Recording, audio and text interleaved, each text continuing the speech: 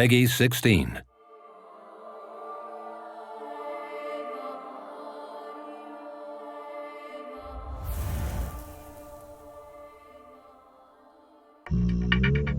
Grew up playing everything from Indian classical music to flamenco to jazz to playing in orchestras to playing with punk bands and rock bands and funk bands.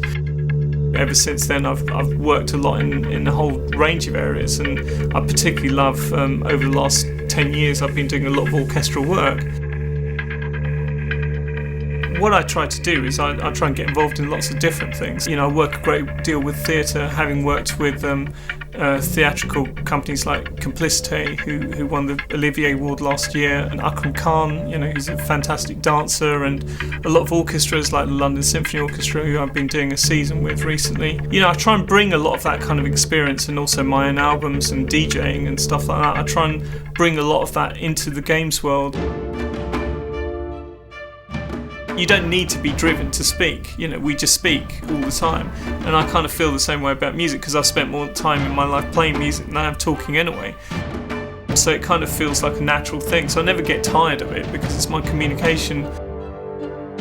I get a real buzz from DJing in a club, and watching people dance or cheering to something you just put on that they hadn't heard before or they're excited by, in the same way as a live gig.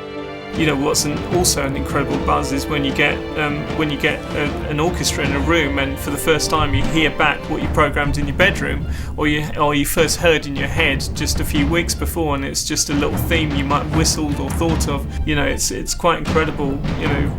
Watching that machine that is an orchestra come to life and create something that was just literally an abstract idea just a few months ago.